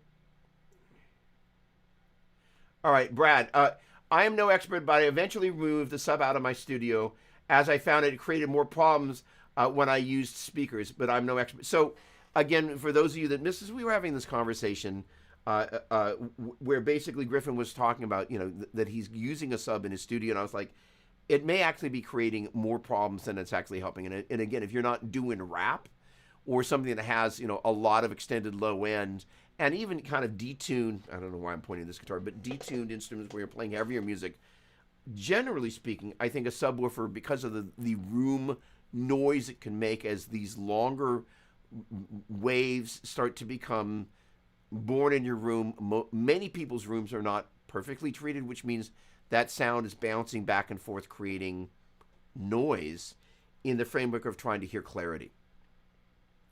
And, again, if you're not doing something like rap where you really do want to hear what's happening with all that sub information, it also means that as you go to translate to the most common listening device these days, you may find like, oh my word, my general thing is most of the people that would be watching here, my guess, and what works for you is what works for you, is that most people would do better with just a pair of really reasonable. Not, you don't have to spend $1 million. And this is a funny thing. This is like, I have become a fan of PreSonus studio monitors, and honestly, I've become a fan of Epiphone as well. This is one of my Epiphone guitars there, and I used to be a little bit of a brand student. It's like I would never play Epiphone. And then I bought one. I was like, I love this guitar, and I bought another one. I'm like, I love this guitar. And then I bought another one. I bought a couple more. I'm like, flipping A, I love these guitars. There is a difference between Gibsons and Epiphones, including the price. I don't know. I've gone pixely again. All right, better. But in terms of PreSonus, I used to go like, I would never use that. And then a pair came in for review, and I was like, my guitars have never sounded more like my guitars. And I had a pair of NS10s that I'd used for a long time. At that point, I think I'd moved on to something else. But I was like, I really like these. They sound great. And the most important thing for you is when you're sitting in your spot and you're creating your audio and you're mixing your audio, when you go out into the real world, how does it translate? And I don't care how much or how little money you need to spend to do that. That process is vital to being able to get a great job going. Yeah. Okay. So, first of all, let's have a quick conversation about GarageBand. It's a great place to start, but because of the limitations around it as an application, it's kind of the equivalent of training wheels on a bicycle. I'm going to just say this, anybody that is here watching this, collectively, I would say you're past the point of GarageBand.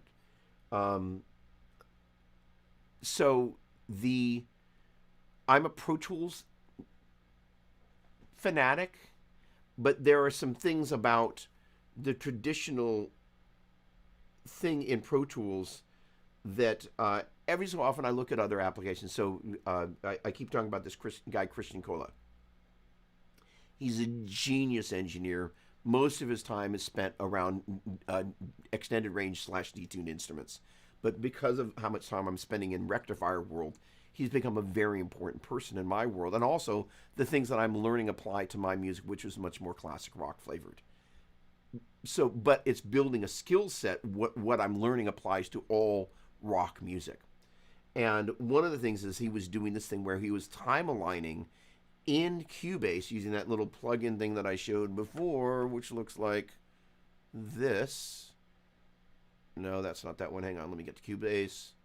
And I have not tested this yet, but as I understand, and this is Cubase LE, which is their light edition. Down here at the bottom here, you're going to see adjust for record latency. And as I understand, that is a per channel input latency adjustment at the sample level, so you can get things time aligned. Now, the way he's using it, Oh gosh, every time I go to screen share, I get this. I wonder if it catches up. And then that is so annoying. I guess maybe I'm going to stop sharing. All right, so I'm going to quit another application because each time I do that, it seems to make things a little bit better. That is really annoying. My apologies. All right, better-ish. Ish is not my favorite word. Okay, let me choose another RAM gobbling application. Bye-bye. Okay, there we go. All right, my apologies. All right, so the as you're working inside the DAW, one of the things that Christian was doing is he was working with these multiple guitar mics on the cabinet, and he was able to time align them inside Cubase. And I was like, I can't do that in Pro Tools. And for those of us that want to mic up cabinets, being able to get them literally down to sample level, where basically what you do if you've got two guitar mics, and this is something blatantly learned from him, but you'll see people talk about doing this. I worked with a guy that he would play a metronome through the mics, and what you do is that you can either get them all in sync, or what you do is you flip the phase on one of the mics, and then when you play them together, they should basically almost completely cancel out the signal when you flip the phase on one of the mics, because when they're in phase, that is to say, let's just say this is the sound source, and there's this mic, and then there's this mic. When they're not the same distance from the sound source, they're time incoherent. And when you get them the same distance, they're in phase. So the phase discrepancy means that because of the time offset, there's going to be some frequency implications where it creates bad artifacts. And so the idea of being able to sample accurate, be able to time align things on the way into your DAW, I'm like, oh, for the purpose of, again, part of what's going to happen, sorry, I'm pointing to the wrong amp, the 90s triple rectifier there, I think. No, it's lower amp. It's that one. This deep dive video that I'm going to do on that, one of the things, again, that I'm going to be covering is the different cabinets, and I've got to be able to mic up the cabinets and make them sound like the cabs, or at least as close as I can. So the idea of being able to time align those on the way into the DAW, it's something that you can't do in Pro Tools. And why it matters is that as we're listening to stuff as we're playing, being able to monitor at the front end is really, really, really important. And it was really neat to watch Christian do this. And so I was like, gosh, all right, he's in Cubase, and I had to hunt around and find where this is. But I think I found out where it is in Cubase, Ellie. I haven't actually tried it, but I got to the menu where you can adjust sample accuracy on input on record, and I'm 99% positive that's on the track that you've got selected, which is a huge thing. It means you don't have to have the mics 100% perfectly aligned. You can align them kind of literally down by the sample level, and then you can really fine-tune them and get them to be perfectly time aligned or nearly perfectly aligned. And by the time you're down at the sample level, it's all but perfect. And so then you're able to have those two different microphones, or three different microphones in the case of what I'm going to be doing, and bring them up and down. That generally speaking, you're going to be using your ribbon microphone for the body. You're generally going to be using your SM57 for the sizzle and then some, and then the 421 is kind of a little bit of both, if you will. And then ultimately what I'm trying to do in this particular thing is actually make it sound as close as I can to the cabinet. So the ability to kind of work with those three microphones together and potentially add a little bit of EQ here and there, so that you're putting a high-pass filter, so the unnecessary rumbly stuff that doesn't really sound like the cabinet, that's out of there. And the artifacts that you get on the high end, one of my complaints about some of the rectifier demos that I hear is you hear all this stuff happening on the top end. And, in looking at, I'm not going to go to that, but in looking at, I don't know, maybe I have close enough application. In looking at from Fluff's video, This is from the video that he posted this week. Going to preview, and what I think is Untitled 2.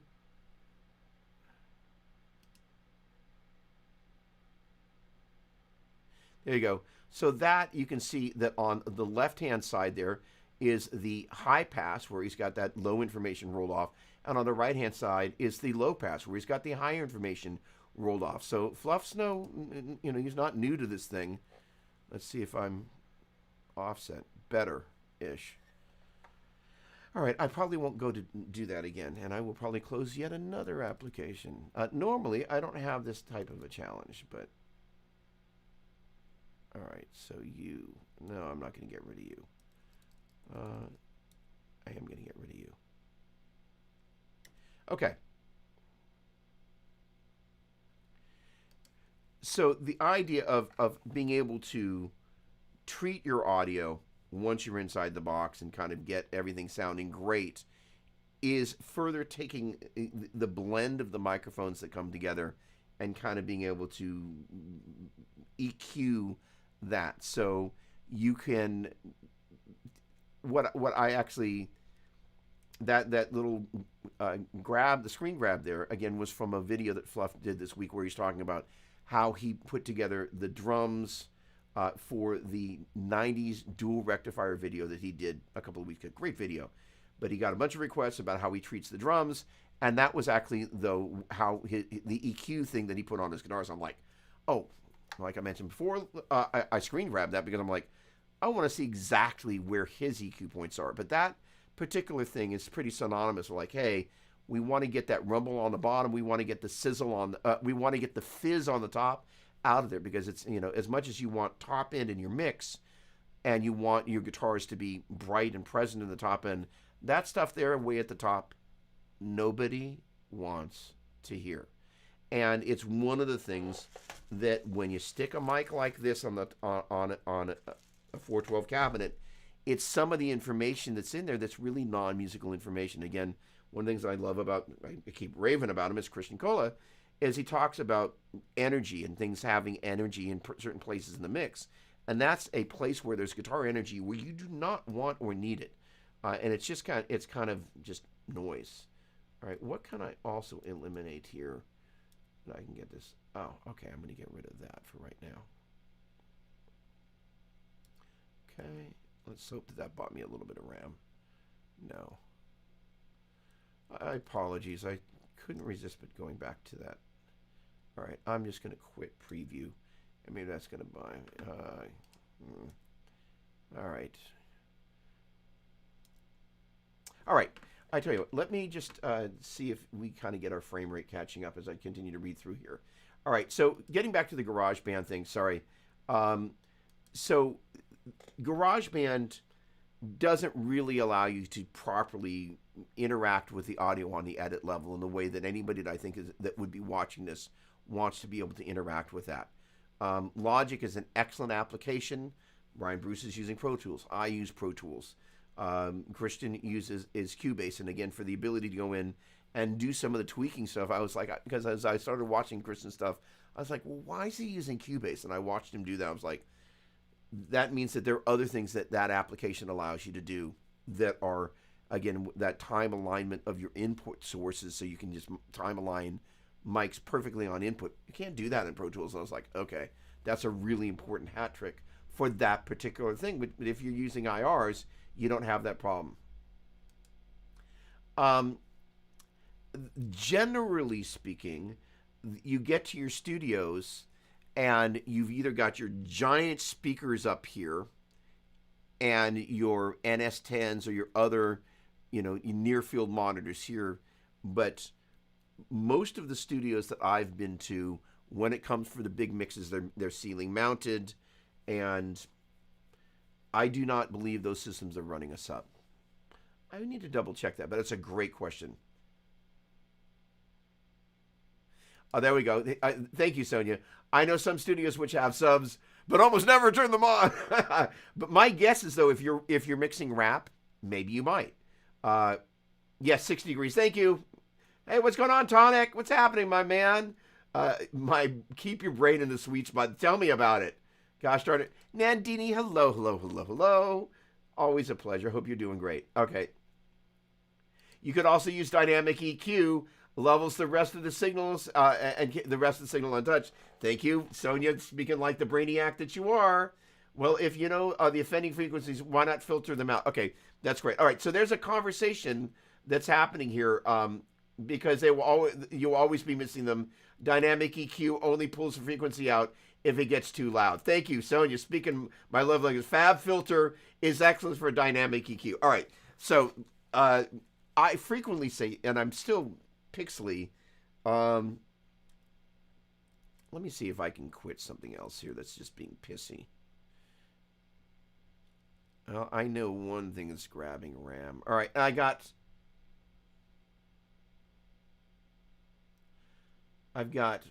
6 minutes until my first lesson, but I know what I'm going to do. I'm going to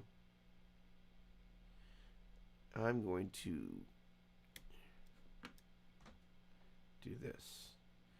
All right, that should have bought me some RAM. There we go. Okay. All right. All right, so per the conversation that happened, and I apologize if you don't speak dynamic EQ. Here's the thing. If at a certain point in your mix you get a B flat is a great note to go to. It's just kind of, it's just like it you know, and I love the orange channel on these Recs. Again.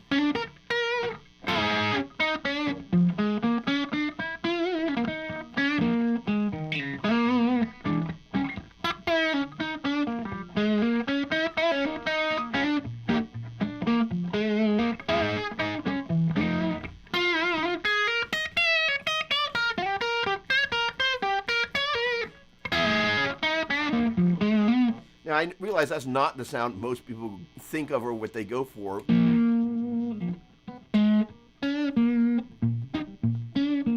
But that, but I've fallen. What is going on here? Cable.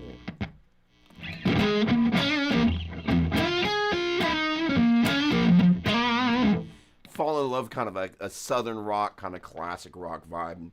That channel does it really well. But that B flat, you really hear that poking through there. However, the benefit of using a dynamic EQ, or what they would call multi-band compression, is it's only when that really pokes it out and starts going, you just got to go, nope, we're scooting you down.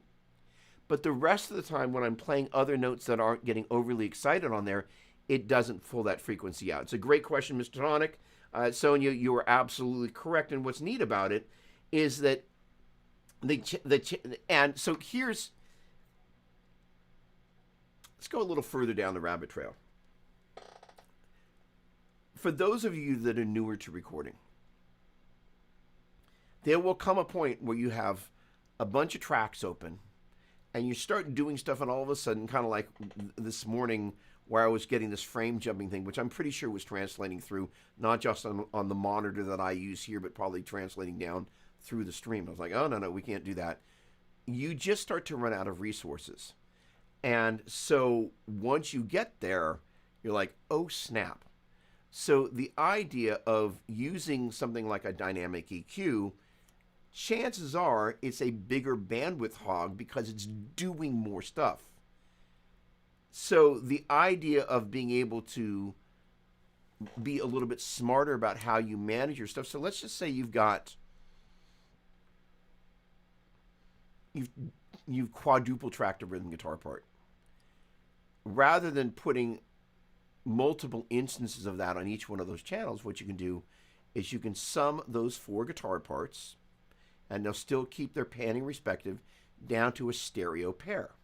You set up what's called an aux bus, auxiliary bus, and you're busing those tracks over to a stereo pair. And so wherever the pan is set on those individual tracks, generally if you're quadruple tracking, it's going to be 2 sets, hard left, hard right. And then when you send it over to this one stereo aux bus track, that's where you would instantiate your multi-band compressor / dynamic EQ, and that way you're not doing it 4 instances there. There's another thing that begins to happen is you get plug-in latency. Your computer's kind of going, oh, we got all this stuff happening here.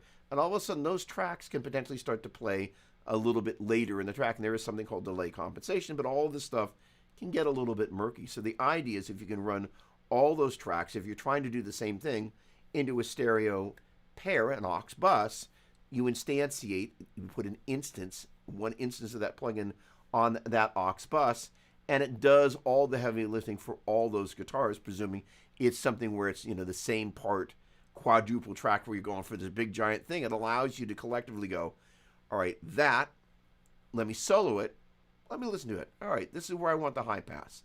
This is where I want the low pass. And now I want to pick a couple of bands where I'm gonna do a little bit of stuff that, and this is one of the things that Christian did in one of the demos. It was so smart the way he talked about it. At certain parts of the song, you want certain frequencies to jump up a little bit more.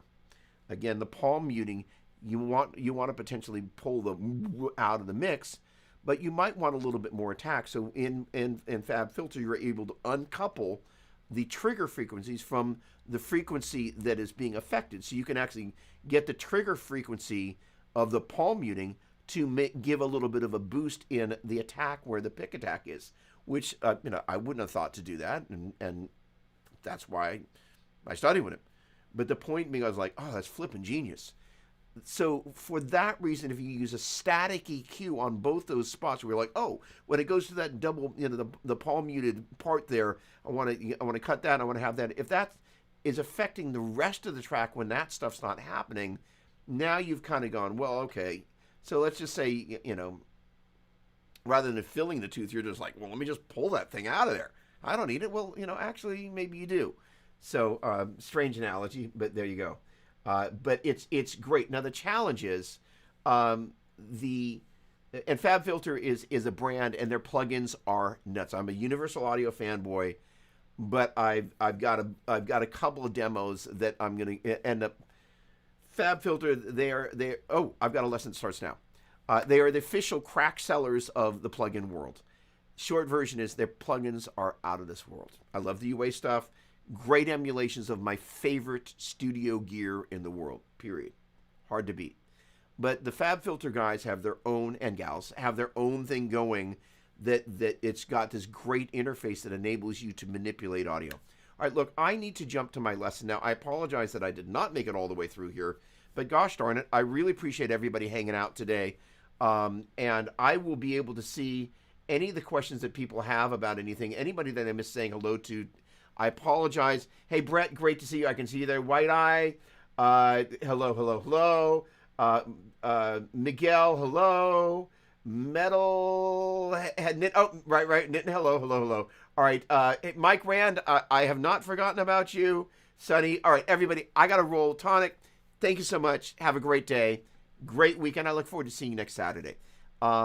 If you've got things that you want me to cover here, do me a favor. Shoot me an email, DougDopplerMusic@gmail.com. Would be my pleasure. Bye for now.